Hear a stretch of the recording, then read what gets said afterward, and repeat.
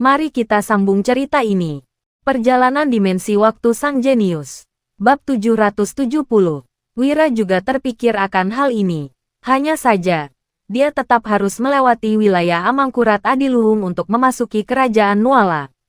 Dia tidak mengenal Amangkurat Adiluhung, tetapi dia merasa pria itu juga tidak akan menyukainya. Jika ingin menghadapi 90.000 pasukan, sepertinya Wira harus menggunakan cara tertentu.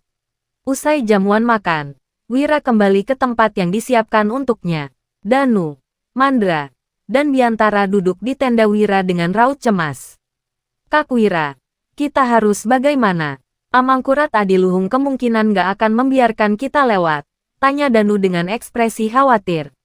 Wira mengangguk, lalu menjawab, ya, kemungkinan kita nggak bisa lewat dengan cara biasa. Tapi, nggak ada yang pasti di dunia ini.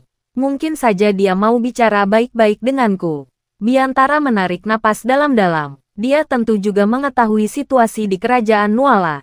Waktu menyelidiki Wira, dia mendapatkan informasi bahwa orang-orang istana tidak senang pada Wira. Bahkan, Raja Bakir pun menaruh curiga padanya.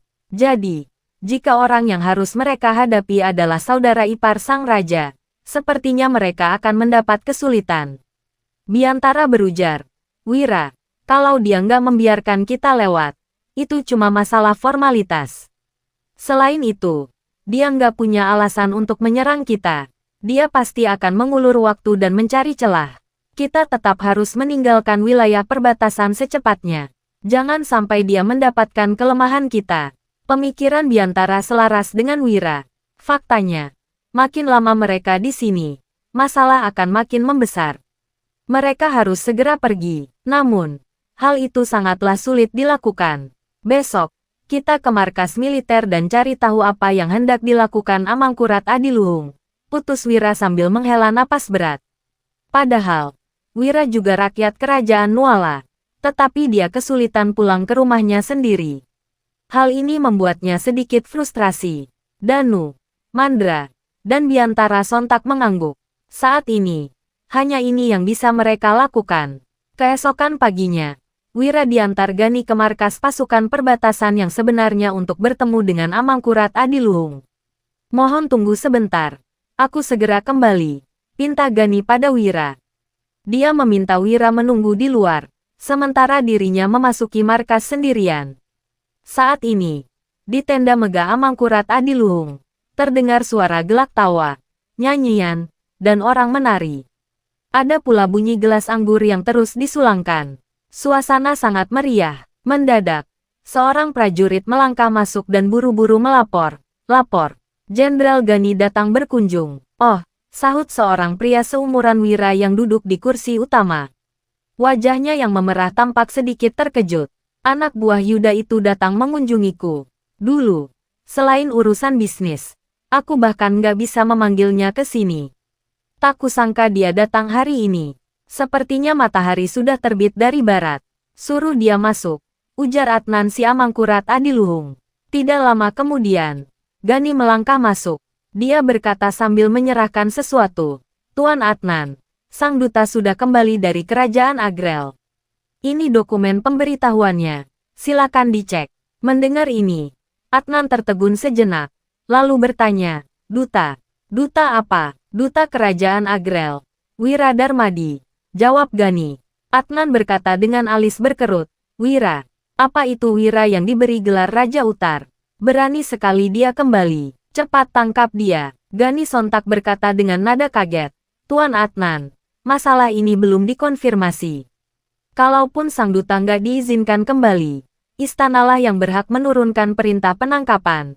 Kita nggak bisa ikut campur. Wajah Gani tampak sangat masam. Dia juga mendengar bahwa Wira diberi gelar Raja Utar oleh kerajaan Agrel. Namun, dia yakin Wira tidak akan berkhianat. Bab 771. Kurang ajar, kamu berani mempertanyakan perintahku. Aku ini Amangkurat Adiluhung, pilar kerajaan Nuala. Wira sudah membelot pada kerajaan Agrel. Kenapa aku nggak boleh menangkapnya? Gani, aku tahu Wira sangat dekat dengan Panglima Yuda. Tapi, beraninya kamu membantahku. Apa kamu ingin melanggar perintah militer? Seru Adnan marah. Gani memasang raut muram, lalu menggertakkan gigi dan berkata, Tuan Adnan, aku belum menerima perintah istana mengenai masalah ini, jadi aku nggak bisa bertindak. Dia tahu bahwa Adnan tidak menyukainya. Akan tetapi, jika itu demi Wira, dia berani menantang Adnan.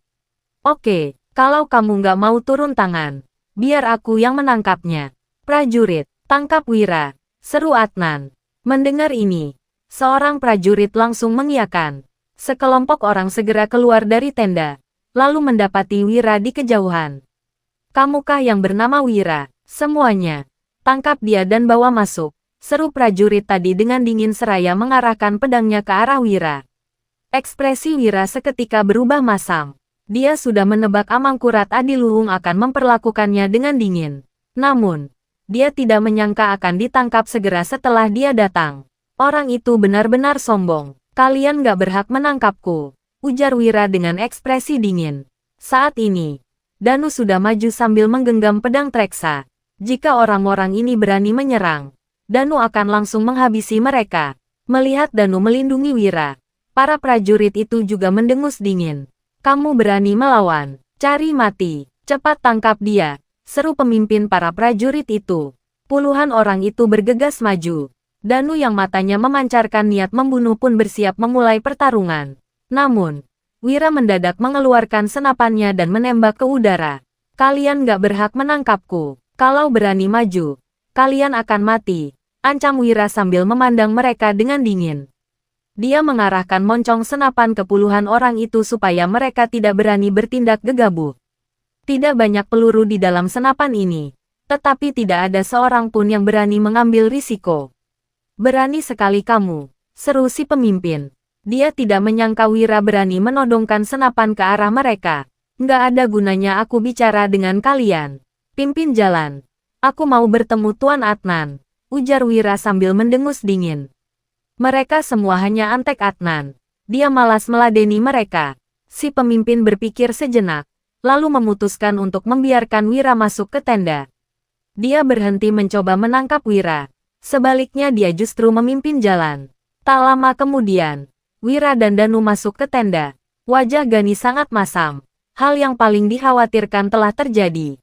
Adnan ingin turun tangan menangkap Wira. Apa kamu Amangkurat Adiluhung?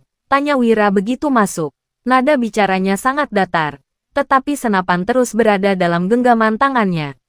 Wira, beraninya kamu masuk ke sini. Hei, bukannya aku menyuruh kalian untuk menangkapnya, seru Adnan dengan marah. Namun, usai berkata begitu, mendadak terdengar suara tembakan dan helm besi di kepalanya langsung terlepas. Adnan, kalau kamu berani menyentuhku, kamu akan mati hari ini, ancam Wira. Tembakan Wira begitu cepat sehingga helm besi di kepala Adnan langsung terlepas sebelum dia sempat bereaksi. Berani-beraninya kamu menembakku, lancang, teriak Adnan. Belum pernah ada orang yang berani selancang ini padanya. Wira mendengus dingin, lalu berkata dengan ekspresi muram, aku bermaksud bicara baik-baik denganmu, tapi kamu nggak mau. Jadi, aku cuma bisa memaksamu untuk tenang. Adnan, bisakah kita bicara sekarang? Atau kamu ingin mati di tanganku? Dia menatap Adnan dengan sorot mata yang sangat dingin. Bab 772. Mendengar itu, ekspresi Adnan sontak berubah sangat masam. Dia sangat ingin menghabisi Wira. Orang ini bukan hanya berada di pihak Yuda, tetapi juga menjadi ancaman bagi Raja Bakir. Adnan tentu saja ingin membantu saudara iparnya menyingkirkan Wira. Adnan mengira dengan 90.000 pasukan di bawah komandonya, dia bisa menghabisi Wira dengan mudah. Tidak disangka, orang ini ternyata memiliki senapan. Jika begini, Adnan pun tidak berani bertindak gegabah. Wira, nggak ada gunanya kamu mengatakan apapun. Kamu sudah membelot pada kerajaan Agrel dengan menerima gelar sebagai Raja Utar. Atas dasar apa aku nggak boleh menghabisimu? Bentak Adnan. Alhasil, Wira seketika tertawa. Kamu tahu kalau aku dinobatkan sebagai Raja Utar. Tapi apa kamu tahu apa lagi yang dikatakan Ibu Suri Kerajaan Agrel? Ujar Wira dengan datar seraya memandang Adnan. Adnan tertegun sejenak, lalu bertanya dengan alis berkerut. Apa? Apa? Jadi kamu cuma tahu kalau aku dinobatkan sebagai Raja Utar? Kalau begitu, Aku akan memberitahumu. Aku dinobatkan sebagai Raja Utar, salah satu dari 4 Raja Kerajaan Agrel. Ibu Suri mengatakan, siapapun di dunia ini yang berani menyentuhku akan menanggung amarah Kerajaan Agrel. Apa kamu ingin melihat pasukan Kerajaan Agrel menyerang Kerajaan Nuala? Ujar Wira. Mendengar ini, Adnan akhirnya ingat. Setelah upacara pengangkatan hari itu, Ibu Suri Kerajaan Agrel juga mengumumkan sesuatu. Siapapun di dunia ini yang berani menyentuh Wira akan menjadi musuh Kerajaan Agrel. Adnan tidak memedulikan ucapan itu dan menganggapnya sebagai lelucon. Saat mendengar Wira mengungkitnya sekarang, dia juga masih tidak peduli. Adnan tertawa dan berkata, Wira, kamu terlalu sombong. Kamu pikir kamu ini siapa? Kamu cuma orang buangan yang dikirim kembali oleh Kerajaan Agrel. Kerajaan Nuala membuangmu. Sekarang Kerajaan Agrel juga meninggalkanmu. Mereka malas turun tangan membunuhmu. Jadi mereka memberimu status ini dan menyuruhmu kembali ke Kerajaan Nuala supaya orang-orang Kerajaan Nuala yang membunuhmu. Mereka nggak akan peduli dengan nasibmu, tambah Adnan. Adnan tidak bodoh. Setidaknya logikanya masih bisa sedikit bekerja. Wira membalas, oh ya. Kalau mereka memang ingin membiarkan Kerajaan Nuala membunuhku, mereka bisa memberiku posisi resmi apapun. Tapi, kenapa mereka malah menobatkanku sebagai raja dengan gelar kehormatan khusus? Apa kamu tahu posisi Raja Utar ini? Apa kamu tahu? Dari sekian banyak pejabat di Kerajaan Agrel, cuma ada 4 raja. Kamu tentu tahu, Kerajaan Agrel akan kehilangan gengsi kalau gagal memenuhi janjinya itu. Tambah Wira sambil mendengus. Kata-kata ini membuat Adnan tertegun. Dia mengira Wira dikirim kembali oleh Kerajaan Agrel untuk dibunuh oleh Kerajaan Nuala. Namun, dia dibuat terkejut oleh ucapan Wira barusan. Benar juga, jika Kerajaan Agrel hendak membiarkan Kerajaan Nuala membunuh Wira, mereka tidak mungkin memberinya gelar Raja Utar. Asal tahu saja, Raja Kerajaan Agrel mewakili separuh martabat Kerajaan Agrel. Selain itu, kata-kata ini memang diucapkan oleh Ibu Suri Kerajaan Agrel. Jika mereka benar-benar ingin Wira mati, mengapa mereka harus mengatakan kata-kata seperti itu? Bukankah itu hanya akan mempermalukan mereka sendiri? Kalau begitu, setelah memikirkannya sejenak, Adnan pun tercenung. Mungkinkah Kerajaan Agrel bertindak sejauh itu demi melindungi Wira? Adnan, kamu bisa membunuhku, tapi kamu juga bakal mati. Begitu Kerajaan Agrel menyerang, nasibmu akan berakhir sama sepertiku. Kamu kira Kerajaan Nuala akan memilih berperang melawan Kerajaan Agrel karena kamu seorang? Enggak, kamu pasti akan diserahkan pada Kerajaan Agrel, ujar Wira dengan datar. Kata-kata itu membuat jantung Adnan berdebar cepat. Benar, begitu perang pecah, Raja Bakir pasti tidak akan melindungi dirinya. Setidaknya, dia tidak berani bertaruh tentang hal ini. Apa sebaiknya dia membiarkan Wira pergi saja? Bab 773. Adnan sulit menerima hal ini.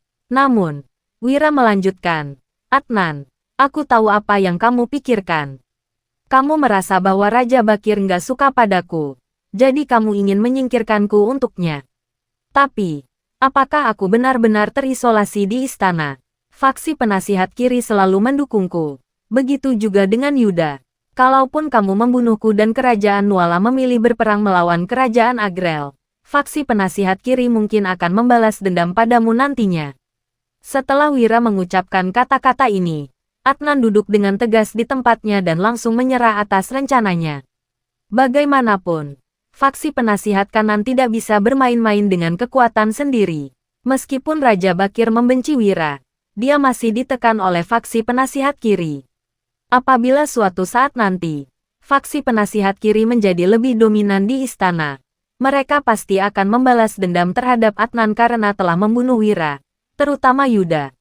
Begitu perang pecah, dia adalah panglimanya, sementara Adnan hanya seorang wakil jenderal. Pada saat itu hidup dan mati Adnan akan sepenuhnya berada dalam genggaman Yuda. Memikirkan hal tersebut, Adnan seketika merasa tak berdaya. Dia melambaikan tangannya sambil berkata, Wira, pergilah. Setelah mendengar kata-kata tersebut, Wira pun tersenyum. Saat meninggalkan markas ini, meskipun semuanya baik-baik saja, Wira tahu bahwa perjalanan ini tidak akan mudah.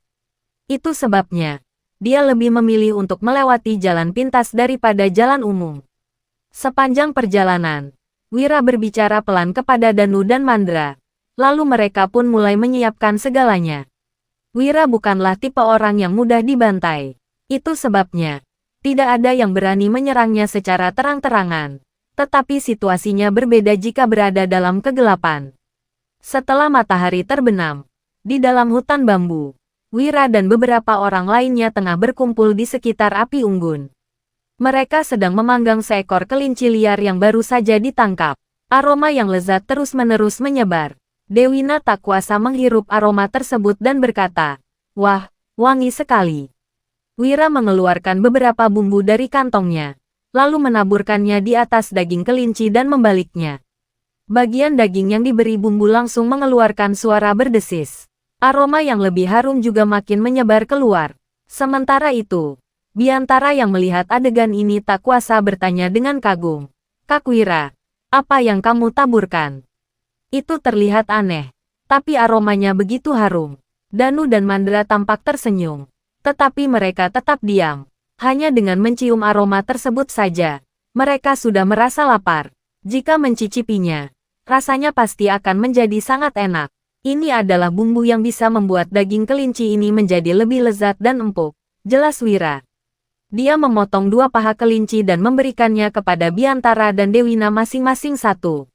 Setelah itu, Wira pun berkata, "Coba cicipi dulu." Keduanya menerima daging kelinci itu dan mencium aroma yang menggoda. Setelah menggigit dagingnya, Biantara dan Dewina pun makin ketagihan. "Kak Wira, kamu benar-benar pandai memanggang," puji Biantara. Sementara itu, Danu yang berada di samping berkata sambil tersenyum bangga, "Terakhir kali, Kak Wira mengajak kami untuk mencoba makanan yang disebut hotpot. Rasanya jauh lebih lezat daripada daging kelinci ini." "Hotpot?" tanya Dewina dengan penuh semangat. Dia melihat ke arah Wira dan berkata, "Kak Wira, kamu harus mengajakku makan hotpot lain kali. Aku ingin tahu apa itu." "Baiklah," jawab Wira sambil tersenyum. Mereka semua menikmati makanan sambil mengobrol. Namun, Biantara malah tampak agak khawatir. Dia melihat sekeliling dengan cemas, lalu bertanya pelan, "Kak Wira, apakah mereka benar-benar akan terjebak?" Sebelum Wira bisa menjawab, tiba-tiba terdengar jeritan mengerikan dari arah barat yang diikuti oleh suara gemuruh yang aneh. Danu memakan kelinci dengan penuh semangat. Dia membuang tulangnya, lalu menyingkirkan debu dari tubuhnya dan berkata sambil tersenyum, "Kak Wira, aku akan segera kembali." Setelah mengucapkan itu, Danu bergegas ke arah barat. Dewina yang melihat situasi ini merasa agak cemas. Dia menatap kepergian Danu dengan ekspresi penuh kekhawatiran. Bab 774. Wira masih terus memanggang kelinci liar. Pada saat yang sama, terdengar lagi teriakan mengerikan dari arah lain. Saat ini, Mandra telah menghabiskan daging terakhir dan meneguk segelas anggur. "Kak Wira, aku juga akan segera kembali," ucap Mandra. Setelah itu, dia langsung bergegas menuju sumber suara. Ekspresi kekhawatiran Dewina tampak makin jelas. Bagaimanapun, mereka hanyalah kelompok kecil dengan jumlah sekitar 50 orang. Di dalam wilayah kerajaan Nuala, mereka bukanlah siapa-siapa. Terlebih lagi, Raja Bakir ingin membunuh Wira. Ini benar-benar situasi yang sangat berbahaya bagi Wira. Dewina pun mendekati Wira, lalu menariknya perlahan dan bertanya dengan cemas, "Kak Wira, apakah kita benar-benar aman?" "Jangan khawatir, situasi seperti ini sudah sering kualami. Ini bukanlah masalah besar. Apalagi, aku sudah tahu bahwa akan ada penyergapan. Jadi, aku sengaja memperlambat langkah untuk menjebak mereka dan membiarkan mereka datang membunuhku," jelas Wira dengan santai. Ketika meninggalkan perbatasan, Wira telah meminta Danu dan Mandra untuk bersiap-siap. Bagaimanapun, orang-orang tidak berani membunuhnya secara terang-terangan. Akan tetapi, pasti ada banyak orang yang ingin membunuhnya secara diam-diam. Mungkin lebih baik kalau tinggal di kerajaan Agrel. "Kak Wira, kenapa kita nggak menjemput Kak Wulan dan Kak Dian, lalu pergi ke kerajaan Agrel saja?" Dewina mengusulkan hal ini karena dia sangat mengkhawatirkan keselamatan Wira. Bagaimanapun, orang yang ingin membunuh Wira adalah Raja Kerajaan Nuala. Itu bukanlah hal yang bisa dianggap enteng. Wira berkata sambil tersenyum. Aku mengerti maksudmu. Pergi ke Kerajaan Agrel memang memudahkan segalanya. Tapi teman-temanku terjebak di Kerajaan Nuala. Kalau aku pergi begitu saja, situasi mereka akan berbahaya. Apalagi, melarikan diri nggak akan bisa menyelesaikan masalah. Jelas Wira. Ucapannya ini membuat Dewina tersenyum getir. Tak lama kemudian, wanita itu berkata, aku tahu aku hanya berbicara apa adanya. Tolong jangan marah. Aku mengerti. Aku juga nggak marah. Hanya saja, kamu adalah putri Raja Kresna yang selalu hidup dalam kemewahan. Tapi sekarang kamu akan pergi ke Dusun Darmadi dan menjalani kehidupan rakyat jelata bersamaku. Aku khawatir kamu akan menderita bersamaku. Ucap Wira dengan jujur. Bagaimanapun, Dusun Darmadi adalah tempat sederhana yang tidak dapat dibandingkan dengan ibu kota kerajaan Agrel. Meskipun nyaman untuk ditinggali, itu hanyalah sebuah dusun kecil. Nggak apa-apa kalaupun hidup bersamamu sulit. Aku tetap bersedia, ucap Dewina sambil tersenyum. Kemudian, dia meringkuk ke dalam pelukan Wira dan merasa sangat bahagia. Aku masih ada di sini, ujar Biantara pada saat itu. Dia tak kuasa berdeham dengan wajah cemberut dan memandang keduanya. Dewina merasa malu seketika, sementara Wira tidak begitu mempermasalahkannya. Sebab, dia memiliki pandangan hidup yang berbeda di dunia ini. Kamu benar-benar nggak peka, keluh Wira sambil tersenyum. Dia berusaha menciptakan suasana yang lebih santai. Biantara menjawab sambil tersenyum. Hahaha, maaf, ini memang salahku. Pada saat itu, Danu dan Mandra telah kembali dengan tubuh yang berlumuran darah. Kak Wira, nggak ada yang tersisa. Semuanya sudah dibunuh, ucap Danu. Ketika Danu mengucapkan kata-kata tersebut, Biantara agak kaget sehingga bertanya, nggak ada yang selamat. Danu menggelengkan kepala, sementara Mandra juga mengonfirmasi hal yang sama. Biantara pun tak kuasa bertanya, kenapa kalian nggak menanyakan dulu siapa dalangnya? Nggak perlu ditanya. Kita semua sudah tahu siapa yang ingin membunuhku. Jadi, ditanyakan atau enggak, hasilnya akan sama. Ucap Wira seraya melambaikan tangannya. Dia tampak sama sekali tidak peduli. Bab 775. Baiklah. Setidaknya setelah menyingkirkan mereka, kita nggak akan berada dalam bahaya selama beberapa hari. Tinggal beberapa hari lagi, kita akan tiba di Dusun Darmadi. Setelah kembali ke sana, kita baru akan benar-benar aman. Jelas Wira sembari menguap. Semua orang pun beristirahat setelahnya. Keesokan harinya, mereka melanjutkan perjalanan ke tempat yang lebih jauh. Jejak Wira sangat sulit untuk diikuti. Kadangkala, dia akan melewati jalan umum dan terkadang dia akan menggunakan jalan pintas. Dengan kata lain, untuk menemukannya bukanlah sesuatu yang mudah. Saat ini, berita tentang kepulangan Wira telah tersebar luas sehingga banyak orang telah mengetahuinya. Sementara itu, kini Yuda sedang berada di ibu kota kerajaan dan tampak khawatir di kediamannya. Panglima Yuda, apakah Kak Wira dalam bahaya? Apa yang harus kita lakukan? Tanya Dodi yang berada di samping Yuda. Setelah mengikuti Yuda untuk waktu yang lama, Dodi telah menjadi lebih bijaksana. Bahkan ada terkesan berwibawa. Dodi, aku tahu kamu mengkhawatirkan Tuan Wahyudi. Aku juga khawatir. Tapi kita sudah diminta kembali ke ibu kota kerajaan sehingga sulit untuk bergerak dengan leluasa. Jelas Yuda. Dia merasa sangat frustrasi. Setiap kali ingin membantu Wira, dia selalu menemui kendala. Seperti halnya kunjungan duta ke kerajaan Agrel sebelumnya. Situasinya terulang kembali ketika Wira hendak kembali ke kerajaan Nuala. Kemarin, setelah menerima surat dari jenderal pendamping, Yuda merasa sangat cemas. Dia tidak menyangka bahwa situasi yang dihadapi Wira di perbatasan ternyata begitu berbahaya. Yuda sangat khawatir, entah apa yang dipikirkan oleh Raja Bakir. Dialah yang mengutus Kak Wira ke kerajaan Agrel. Setelah Kak Wira kembali, dia malah ingin membunuhnya. Sikapnya ini sungguh menjengkelkan, ucap Dodi dengan kesal. Yuda juga tampak emosi ketika mendengarnya. Dengan mengutus Wira sebagai duta untuk pergi ke kerajaan Agrel, Raja Bakir memang telah berniat untuk membuangnya. Setelah Wira kembali sendiri, dia malah ingin membunuhnya. Hal ini membuat Yuda yang selalu menjunjung tinggi keadilan merasa kesal di dalam hatinya. Dia mengambil napas dalam-dalam, lalu berjalan ke aula leluhur. Yuda melihat tablet roh ayahnya yang ditempatkan di atas altar. Kemudian, Yuda pun berlutut di lantai dengan suasana hati yang sangat rumit. Dia berkata, "Ayah, kamu memintaku untuk melindungi kerajaan Nuala. Sejujurnya, aku benar-benar nggak tahu apa yang pantas untuk dilindungi." Raja Bakir benar-benar nggak logis. Sikapnya sungguh mengecewakan. Ayah pernah bilang bahwa kematian ayah akan menyadarkan Raja Bakir.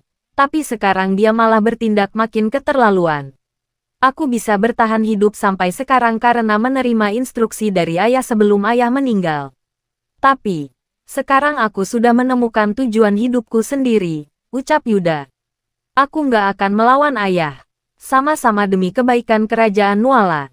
Tapi kali ini aku akan melakukannya dengan caraku sendiri, ujar Yuda sembari mengambil napas dalam-dalam. Sorot matanya memancarkan tekad yang kuat. Kemudian, dia langsung pergi ke istana untuk menghadap Raja Bakir. Yuda hendak pergi menemui Raja Bakir. Apapun yang terjadi, dia akan membuat Raja Bakir mengurungkan niatnya untuk membunuh Wira. Saat menerima kabar kedatangan Yuda, Raja Bakir tampak memicingkan matanya. Jelas, dia mengetahui maksud kedatangan Yuda, tetapi tetap menerimanya. Sebab, Yuda masih berguna untuk istana. Yuda memasuki ruang kerja istana dan mendapati Raja Bakir di sana. Dia langsung berlutut sembari berkata, "Hamba memberi hormat kepada Yang Mulia." Raja Bakir merespons sambil tersenyum. "Yuda, bangunlah. Apakah ada urusan penting yang membuatmu datang ke istana hari ini?" Yuda mengambil napas dalam-dalam, lalu menjawab, "Ya." Raja Bakir berkata seraya mengangguk. "Kalau ada urusan penting, katakan saja. Aku akan mendengarkanmu." Setelah itu, Raja Bakir pun melemparkan pandangan tajam pada Yuda. Meskipun Yuda menyadarinya, dia tetap tidak ragu untuk berbicara. "Yang Mulia, masalah Wira sudah menjadi perdebatan di istana selama beberapa waktu. Hamba sudah mendengar banyak tentang hal itu. Hari ini, hamba datang kemari juga demi masalah Wira." Dengar pantun sederhana ini, bunga kembang kuntum terbuka. Kisah sebenar bukan sandiwara. Gadis cantik idaman jejaka menjadi istri si hebat Wira. Bersambung, bertemu di bab seterusnya.